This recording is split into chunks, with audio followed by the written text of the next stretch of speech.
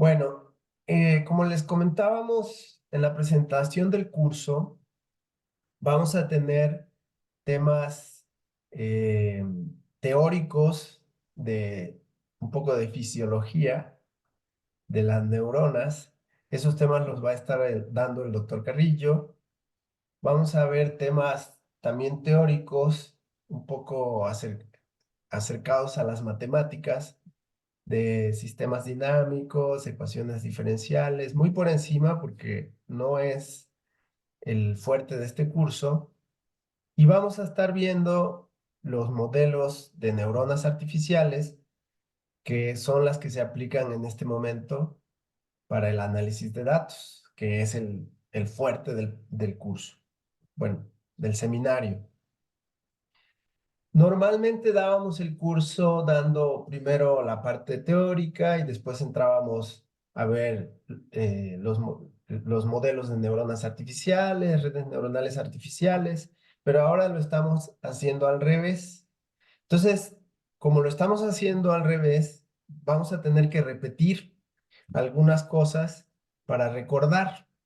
Como por ejemplo, la presentación que les di la semana pasada, hablé un poquito de las neuronas. Entonces, hoy voy a repetir algunos conceptos porque los voy a usar en la presentación de hoy del modelo de neurona, del perceptrón. Y pues mañana el doctor Carrillo va a volver a retomar estos temas, y vamos a estar viéndolos para reforzarlos.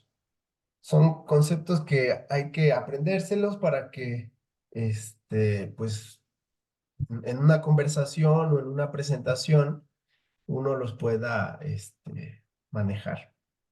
Bueno, eh, esta, en esta diapositiva lo que están viendo son dos dibujos de neuronas. Habíamos comentado que en una neurona se distinguen ramificaciones que se llaman dendritas, que hay una ramificación más larga que se llama axón, que en estas dendritas, en estas terminales, es donde se reciben las señales de otras neuronas. Comentábamos que estas señales realmente no son eléctricas, son señales químicas. Aquí en la parte derecha está representado un botón sináptico. La parte de arriba es de donde viene la neurona que va a estimular y la parte de abajo es la que va a ser estimulada. Entonces se habla de presináptico, postsináptico, todo eso lo vamos a ver, pero ahorita lo importante es que las neuronas van a recibir varias señales desde otras neuronas y las van a integrar, las van a sumar y si esa suma de señales que vamos a pensar que son eléctricas, logran mover el potencial eléctrico, el voltaje en la neurona más allá de un umbral, entonces la neurona va a emitir un disparo. O sea, el voltaje transmembranal va a cambiar bruscamente y va a subir muchísimo y después se va a relajar. Si la estimulación que recibe de otras neuronas no rebasa ese umbral, entonces la neurona se relaja, regresa el voltaje a su valor de reposo, que en esta gráfica está representado en este eje. Pero normalmente oscila alrededor de -70 milivoltios. Si una neurona es estimulada con un valor constante, entonces puede producir trenes de disparos como los que están aquí. Esto lo vamos a ver con calma. Lo más importante es recordar la parte más simple, que es que las neuronas reciben señales desde otras neuronas y suman todas las señales. L- La fuerza de la estimulación depende de qué tan buena es la conexión en esa sinapsis. Eh, entonces habrá señales de otras neuronas que van a tener más peso y otras que van a tener menos peso. Y cuando veamos el tema de aprendizaje en redes neuronales artificiales, hablaremos el concepto de reforzamiento de vías de Hebb. Él propuso que las vías como las que estamos viendo aquí, esta sinapsis, si se usa mucho, entonces se facilita. Un poco como el cauce de un río que conforme pasa más agua, pues más se ensancha y más se ensancha. Algo así. Pero todo eso lo vamos a estar viendo. Lo que quiero, lo que vamos a ver hoy es un poco más matemático, no tiene tanta biología, es más computacional también, eh, que nos va a ir dando idea de cómo funcionan las neuronas artificiales. Y esta presentación, ustedes pueden googlear esto que está aquí. Es una interpretación geométrica de una neurona binaria o de un perceptrón.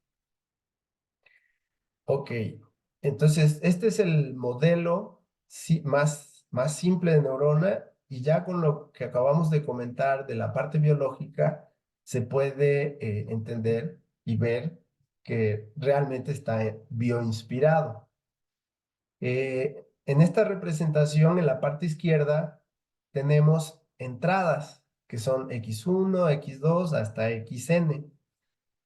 Aquí supondríamos que son señales que vienen de otras neuronas, de n neuronas, y que esta señal va a entrar a este rectángulo que representa el cuerpo de la neurona, y que esas señales se van a multiplicar por este W1, se van a pesar.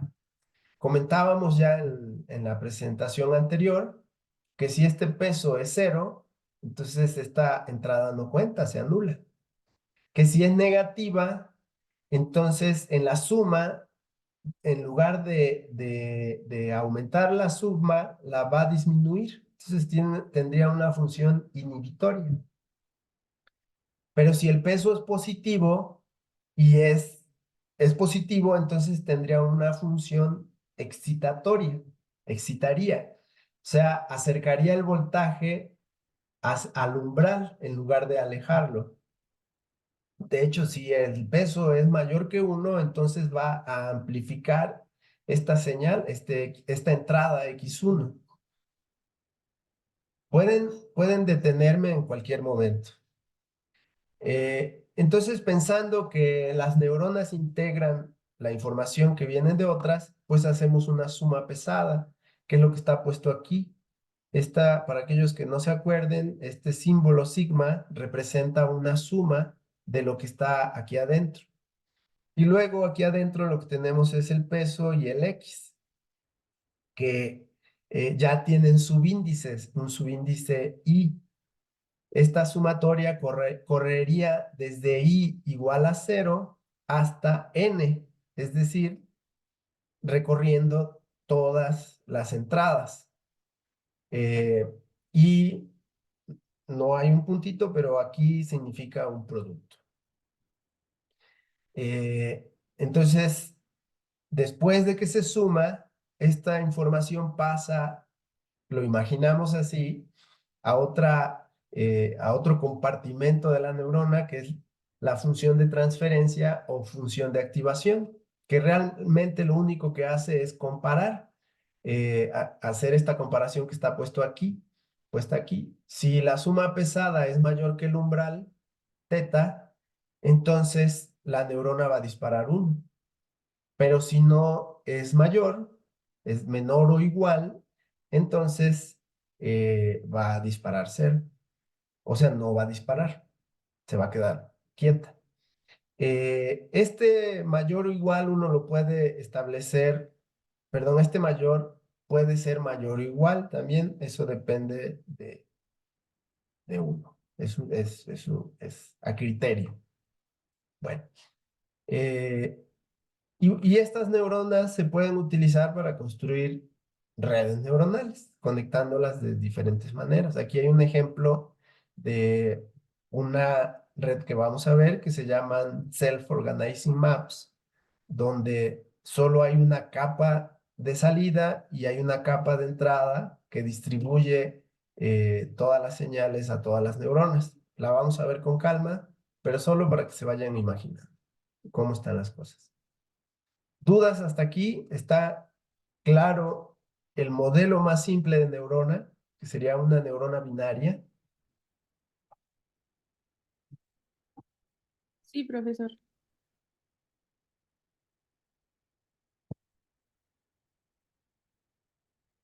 Perfecto. Bueno, ay, no tengo el chat a la vista. Lo voy a poner por aquí para verlo. Ok. eh, comentábamos también en la clase pasada que en el análisis de datos, normalmente lo que tenemos son objetos, entidades del mundo físico, o sea, los objetos que estamos analizando podrían ser personas, podrían ser organizaciones, podrían ser países. eh, Creo que todos tenemos claro el seguimiento que hacen Google, Amazon y todas las grandes empresas de cada uno de nosotros. Y ellos nos tienen en sus bases de datos como un vector, nos tienen caracterizados. Eh, Caracterizados significa que escogieron varias características, aspectos que quieren conocer de nosotros y conforme fue pasando el tiempo, pues fueron escogiendo diferentes características, variables, para medirnos y caracterizarnos mejor, para identificarnos mejor y podernos ofrecer cosas que nos gusten.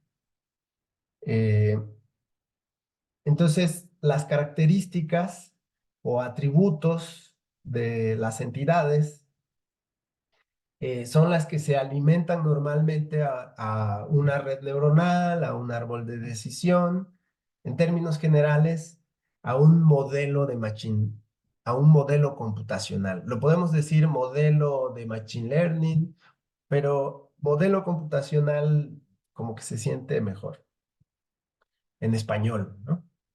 Eh, entonces, hay que pensar que estas X1, cuando no provienen de otras neuronas, todas estas entradas, representan características de algún objeto, de alguna entidad, o que son valores que tomó una variable. Eso sería en términos estadísticos, ¿no? Entonces aquí tendríamos el valor del atributo 1, del atributo 2, hasta el atributo n, o características. Serían esas entradas que estaríamos recibiendo aquí. Y dependiendo del número de características que escojamos, de atributos, eso va a definir el espacio en el que habitan estos datos. Les comentaba desde la otra vez que aquí este conjunto de entradas desde X1 hasta Xn se puede pensar como un vector. Es un vector que tiene n entradas también y que se puede representar en un espacio multidimensional, en un espacio cartesiano cuando tiene dos entradas. En este ejemplo, en este ejemplo, el dato X1 tiene dos entradas nada más, dos valores. Un valor para la coordenada X1, la coordenada horizontal, y otro para la vertical. Pero podemos, ya en lenguaje de análisis de datos, podemos pensar que son dos atributos o dos características que me van a permitir identificar a este objeto X1, a esta entidad. Como estamos en dimensión baja, lo puedo graficar y es el punto que está aquí, X1. Si hubiera 3 dimensiones, pues le puedo agregar otro eje, o sea que aquí hubiera una tercera coordenada y podría todavía graficar ese punto en ese espacio de 3 dimensiones. Es a lo que estamos acostumbrados, el espacio en el que habitamos. Pero arriba de 3, para 4, 5, 6, ya no lo podemos graficar. Entonces, lo que vamos a analizar hoy, la intuición que se deben llevar a casa, bueno, de quedarse, porque si están en casa, es la intuición en este espacio de baja dimensión nos debe servir para imaginar lo que pasa en más dimensiones, para entender lo que hace la red neuronal, cualquier red neuronal, en espacios multidimensionales. Entonces tenemos este dato X1, que podría ser el dato que va a estar recibiendo una neurona, que ahorita la voy a representar como un circulito. Imagínense que esta es la neurona y que va a estar recibiendo X1 y X2. Y aquí voy a tener un peso W1 que también tiene las mismas, bueno, el mismo número de coordenadas, tiene 2 coordenadas, W1 y W2. En este ejemplo, W1 tiene las coordenadas menos 3,1. Sería W1 y W2. Ahí ya tenemos la mitad de la neurona. ¿Se acuerdan qué es lo que tiene que hacer la neurona en la primera etapa? Pues tiene que hacer una suma pesada. O sea, tiene que multiplicar X1 por W1 y luego sumarle X2 por W2. Aquí están hechas las cuentas. Vean rápidamente que es menos 16. Y si establecemos teta igual a 0, como nuestro umbral, entonces vemos que esta suma pesada es menor que el umbral. Eso quiere decir que la salida de esta neurona, que le vamos a llamar Y, sería igual a 0. ¿Está claro hasta aquí? Lo estoy explicando con peras y manzanas para que eh, se les grabe y vean que realmente el funcionamiento de las neuronas y las redes neuronales es muy sencillo. De estas neuronas, de estas neuronas binarias, después vamos a pasar a las neuronas que pueden responder con un continuo entre 0 y 1 o entre menos infinito e infinito.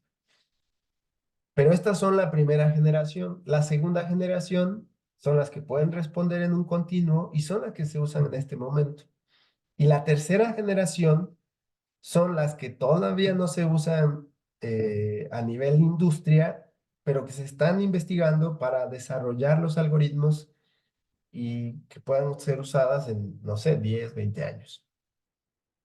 Bueno, ¿qué pasa si hay otra neurona que recibe ese mismo dato X1 y tiene coordenadas 3 menos 1? Menos 1, es decir, el espejo del W1. Bueno, para ese caso, la suma pesada es positiva, es 16. Entonces, esta neurona sí dispararía. La salida de esa neurona sería 1.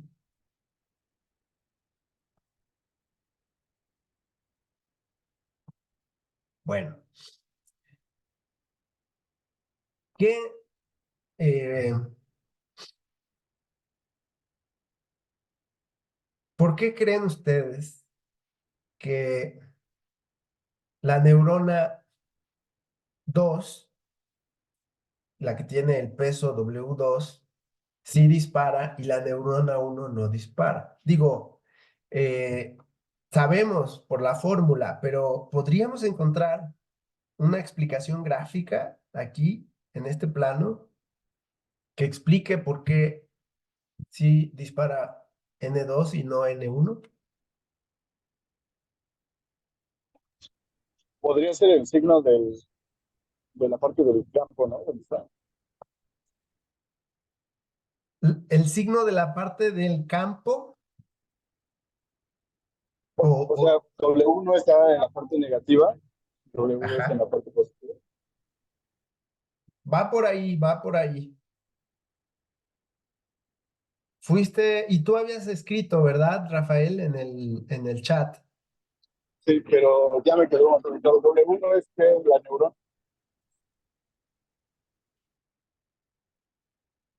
Te perdí. Sí, W no es la neurona. W no, W. Sí, hay que pensar, o sea, este, son representaciones, modelos, ¿no? Que eventualmente residen en la computadora. Si están programadas en un lenguaje orientado a objetos, entonces la neurona es un objeto en la computadora, ¿no? Pero sí, la neurona tiene su W1, su W, su peso W, que bueno, vamos a hablar de la neurona W2, que vean que aquí la W es mayúscula, es para señalar que este es un vector o las coordenadas de un punto, y los W1 y W2 los ponemos con minúsculas para decir que son las coordenadas o son los pesos individuales de las dos sinapsis que tiene esta neurona. Vean que si aquí hubiera otra neurona, aquí imagínense que hubieran otras dos neuronas y que acá estuviera entrando X1 y X2. Ay, perdón, esta era X. Entonces, vean que el peso W1 y W2 es de esta neurona, no de la neurona anterior. Esta neurona va a disparar y va a tener aquí una salida y vamos a ponerle un índice, no sabemos qué número, no le hemos puesto número. Ella va a disparar y la señal, su valor Y, se le va a pasar a la siguiente neurona y se va a multiplicar por este W1 y la salida de la otra neurona se le va a pasar a esta pesándose por el W2. Pero entonces el comentario es que el W se pone del lado izquierdo y le corresponde entonces a la neurona que está a la derecha. Bueno, es, puede ser muy obvio para algunos, pero no es obvio para todos y por eso lo repetí. Bueno, ok. Realmente para los que son aquí matemáticos, probablemente ya se dieron cuenta de que la suma pesada, esta suma pesada es el producto escalar y que el producto escalar puede ser positivo o negativo dependiendo del ángulo entre los dos vectores. Tenemos dos vectores x1 y x2 y w2, perdón. Esta suma pesada es el producto escalar entre estos dos. También al producto escalar se le llama producto punto. El producto punto entre x1 y w2. Entonces, cuando vemos el producto punto o producto escalar, entendemos que cuando el ángulo entre los dos vectores es mayor a 90 grados, el producto escalar es negativo. Y cuando es menor de 90 o está, como en este caso, aquí es menos 36. Entonces, este producto escalar también este va a ser positivo. Entonces, tiene que ver con el ángulo entre los dos vectores realmente. Lo que estamos, la explicación que buscamos tiene que ver con el ángulo, pero la observación de Rafa tiene sentido porque podemos trazar la recta perpendicular al vector W. Vamos a trazar aquí más o menos la recta que es perpendicular al vector de pesos, porque nos va a servir de referencia y nos va a permitir saber para qué puntos del plano puede disparar W2 y para qué puntos no va a disparar. Y es lo que decía un poco Rafa, que todos los puntos que están del lado izquierdo de esta recta, todos los puntos de ese subespacio, para todos esos puntos W2 no dispara, pero para todos los que están a la derecha sí dispara. ¿Por qué? Porque con todos los puntos de este lado va a formar un ángulo menor a 90 grados o menos 90 grados. Y bueno, para W1 es lo contrario. W1 dispara con todos los puntos que están de este lado y no al revés, perdón. Dispara para todos los que están aquí y no dispara para todos los que están acá. ¿Está claro esto?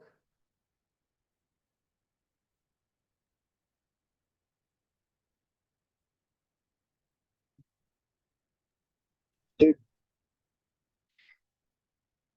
En esta diapositiva eh, tenemos eh, la definición, bueno, una manera en la que se puede calcular también el producto escalar, que es, les decía, se puede calcular así o se puede calcular de esta manera. Aquí A y B son los dos vectores y estas A y B que están en itálicas representan el tamaño del vector, la magnitud, siempre va a ser positiva, cero o positiva, estrictamente positiva, o, perdón, multiplicado por el coseno del ángulo entre los dos vectores. Y aquí a la derecha tengo la gráfica para que no se nos olvide, a mí también se me olvida a veces, eh, para recordar que el coseno del ángulo es positivo para todos los ángulos que están entre 0 y 90 grados o pi medios, y también es positiva para los que están entre 270 y 360, que era el caso en este intervalo de aquí a la derecha, es este caso, solo que medido como se deben medir en el sentido antihorario, son ángulos muy grandes. Este ángulo es mayor a 270, entonces dispara. Pero si lo medimos en sentido antihorario, negativo, también podemos tener el criterio de que si es mayor a menos 90, entonces dispara. Y para ángulos entre 90 y 270, el coseno es negativo. Por eso, para W2, todos los puntos que están de este lado, del lado izquierdo de esta recta, van a formar un ángulo mayor a 90.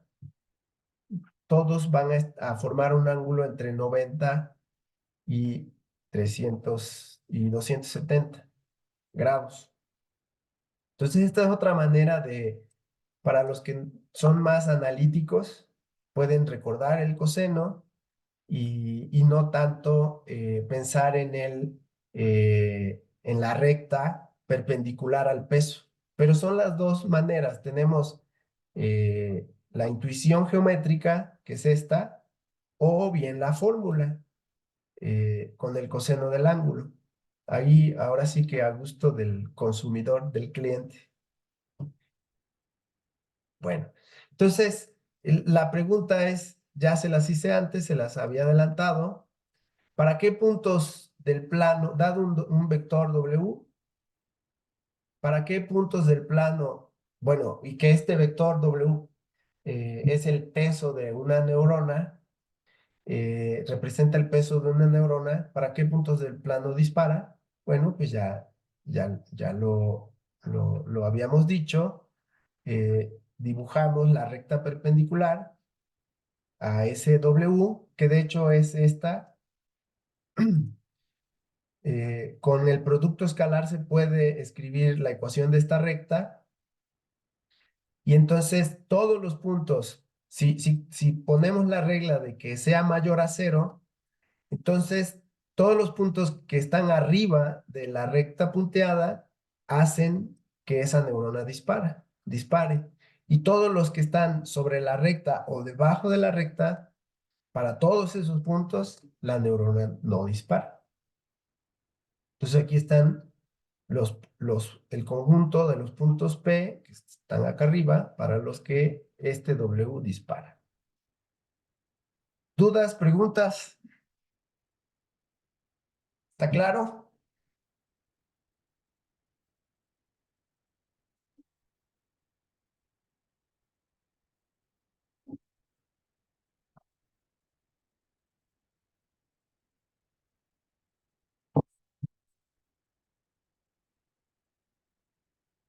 Bueno, esto es una interpretación geométrica de la neurona y bueno, aquí está, como les decía, podemos obtener la ecuación de la recta punteada que es perpendicular a W. Esta intuición que tenemos en dos dimensiones se puede extender a más dimensiones. Eh, y de hecho nos sirve ya como un algoritmo para hacer clasificación de datos, perdón, que son linealmente separables. Eh, Vean que en esta ecuación que está dibujada aquí, esta recta pasa por el origen. Y pasa por el origen porque el umbral que hemos estado usando es cero. Pero si movemos el umbral del origen, entonces la recta perpendicular a W se sale del origen y puede estar en cualquier lugar. Y entonces nos puede ayudar a clasificar datos, discriminar datos, diferenciar datos, todos son frases que significan lo mismo, identificar datos, diferenciar datos que pertenecen a dos clases distintas. Aquí vean que esta clase de puntitos, este conjunto de puntos verdes representa una clase de datos y estos rojos son otra clase de datos. Entonces, si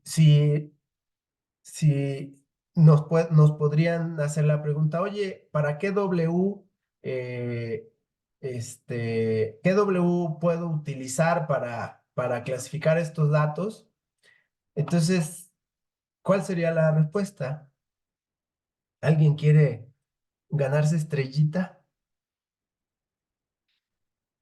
Digo, ya está dibujada, pero podría decirlo en palabras y en forma general.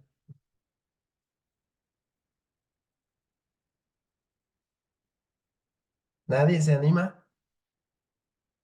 Rafa, tú que ya perdiste el miedo y hablaste hace ratito, ya que pusiste el buen ejemplo. ¿Podría repetir la pregunta, por favor? Sí, que si yo te digo, oye, este, ¿qué vector W puedo utilizar para clasificar estos datos, para diferenciar estos datos? Fíjate, voy a extender la pregunta, dar más contexto. O sea, el punto es que si yo tengo una neurona W, la voy a dibujar el peso que corresponde a un peso que corresponde a esta recta azul, este W. Recuerden que como estamos en el plano, el W tiene W1 y W2. Entonces, ¿qué va a pasar, Rafa, si yo le calculo el producto escalar de este W con un punto verde? ¿La neurona dispara o no dispara? No, no, espera. No dispara. Y si le presento un punto rojo, sí Sí, dispara. espera, cualquier punto. Exacto. ¿Y hay otros Ws que me servirían o solo ese sirve?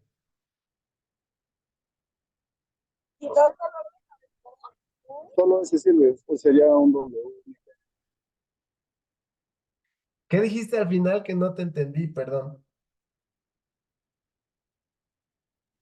Que ese W sería único, ¿no? O sea, si Bueno, yo muevo ese W, la recta azul cambia, ¿no? Para que sea perpendicular. sí, puedes, otro W con otra recta perpendicular, la pregunta es si serviría. Por ejemplo, te voy a Ah, dibujar bueno. uno. O iba a decir, al menos que W también sea perpendicular, ¿no? Eso lo vemos. Y en ese caso ya es muchísimo. Exacto. Por ejemplo, esta serviría.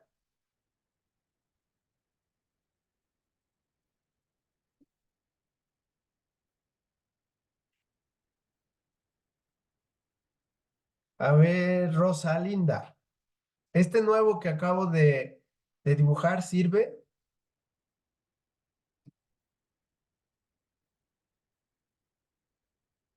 ¿no? ¿Te perdimos? No, la respuesta, profe. Otra vez, perdón. ¿Sirve o no sirve para diferenciar esos datos? Pues sí, ¿no? ¿Por qué sí sirve?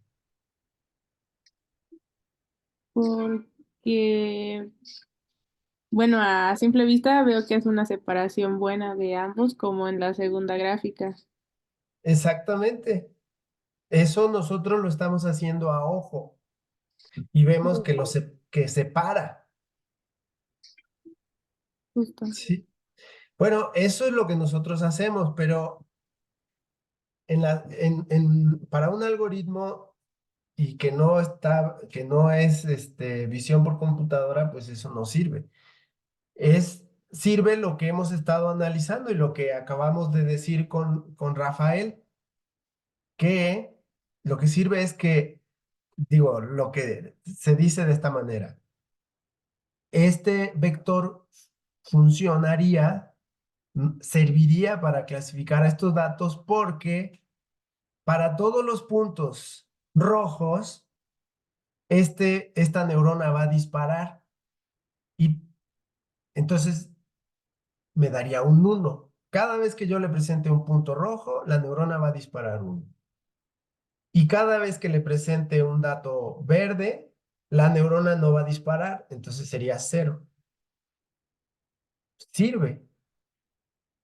Porque imagínense que ahora ustedes no hubieran visto la gráfica, pero tienen la etiqueta ahí, tienen el dato.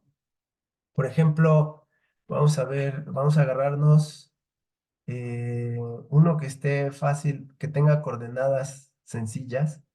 Este dato de aquí tiene coordenadas casi 5 y 4 punto y cachito. Entonces, si ustedes tuvieran el dato en una tablita, tendrían 5,4 y al lado tendrían un 1, indicándoles que ese dato pertenece a la clase 1. Así podríamos codificar. Y luego tendrían otros datos, otro dato, por ejemplo, este de aquí, 0,8, y al lado tendría como etiqueta o clase 0. ¿Y cómo sabrían que la neurona funciona? Bueno, le dan el dato verde y la neurona dispara 0. Le dan el dato rojo y la neurona dispara 1. O sea, funcionó correctamente. ¿Qué pasaría si en lugar de ese dato digo, en lugar de ese peso, se me ocurre poner una recta aquí así como esta.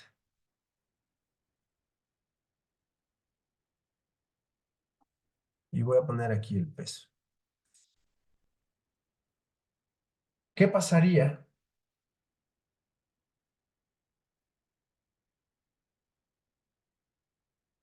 ¿Funciona para todos los datos ese peso?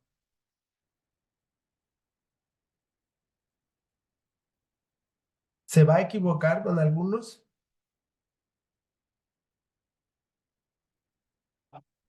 A ver, vamos a preguntarle a Jesús Martín Rosas. ¿Se equivoca o no se equivoca?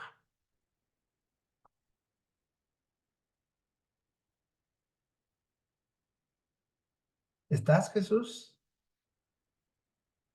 Vamos a ver con Ricardo Limón. ¿Tú sí estás? Hola, profe. Pues en primera podría decir que no. Pero, ¿no hay un pero? ¿Sí se equivoca o ¿Mande? no se equivoca o no se equivoca?